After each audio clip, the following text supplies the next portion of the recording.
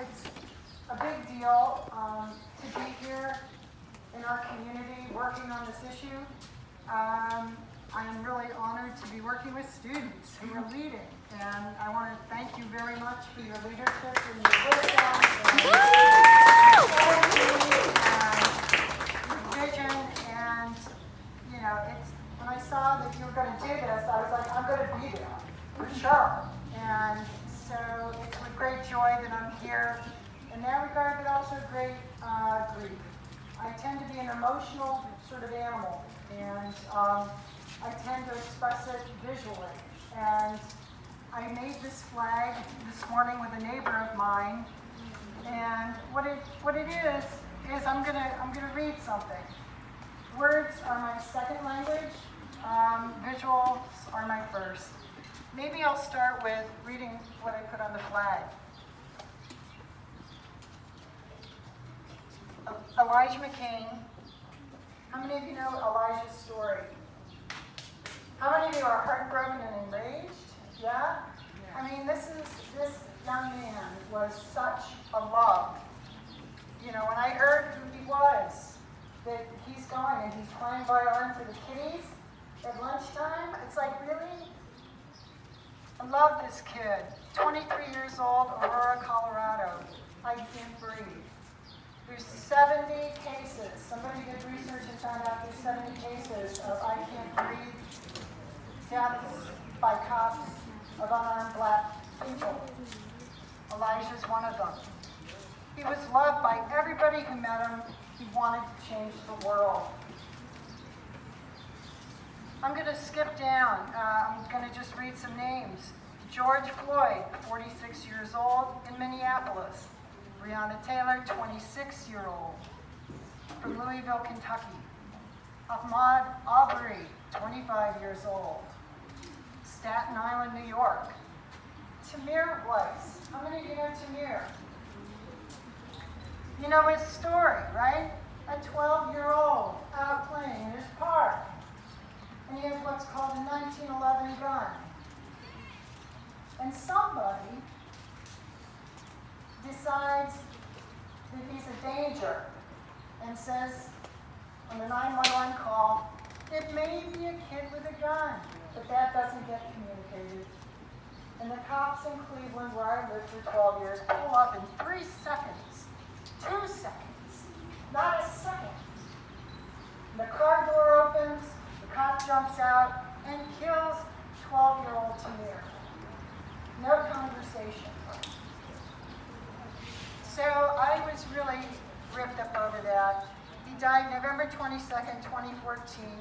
His mom, Samaria Rice, said, Tamir was her big, gentle giant, an all-American kid.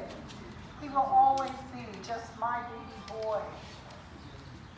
I did a sculpture of Tamir because I didn't know what to do with it in 2014. There weren't people out like this, you know? I felt alone, and the only thing I could do with my art is I said, I love this guy, and I'm heartbroken, so I sculpted his portrait. And then Sandra Bland. How many of you know Sandra? Oh my God. This is a woman who was going places. Graduated college, was headed to her new place to get her first job. And some cop actually chases her, preys on her, follows her for nothing, pulls her over. She insists on her dignity. 28-year-old woman, beautiful, Waller, Texas, killed on July 15, 2015. Her mom, Geneva Reed Veal, said, I leave you with this. It is time to wake up, get up, step up, or shut up. Woo!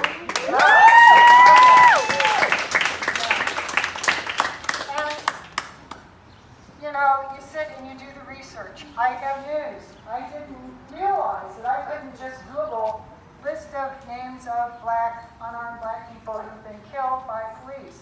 And I thought I would get a list. Now, no such thing. So you have to go out and do this work just person by person. Now, I was really determined. I said, what about Philadelphia? David Jones, 30 years old, Philadelphia. June 8th, 2017, riding a dirt bike in the city, apparently as a crime, and he was shot in the back for it. All right, so what I'm going to do is I'm going to read the poem I wrote that explains why I'm doing this. I'm writing on our American flag the names of George Floyd, Breonna Taylor, and Tamir Rice, Eric Garner, Sandra Bland, Freddie Gray, to memorialize the men, the women, the children, whose black lives were taken by our uniquely American form of white supremacy. By now, we all know America's enforcers, our police, our SWAT teams, our prison guards, have been given badge and gun, courts and prisons, handcuffs and tasers to crush Black Americans with the full acquiescence of traditional American society. By now, we all know the reverberations of slavery echo in our institutions, crushing Black families for generations. Can we now admit the police are not alone? When my father called people, Black people, jungle bunnies and jigaboos, when my mother said she hoped it would be dark out when a Black classmate was coming to visit so the neighbors wouldn't see, wasn't that brutal and dehumanizing? It marked me for life. I can't pretend racism is out there, somewhere. It lives in my family. And dare I admit, it lives in me. I need an American flag that signifies an American identity beyond a patriotic tradition that celebrates July 4th, Independence Day. I need an American flag recognizing that enslaved peoples were not free or independent, and their descendants are still being oppressed and murdered. On July 4th, 2020, this American flag says the names of Black Americans whose deaths confront us with America's foundational hypocrisy. This flag challenges us to get it right.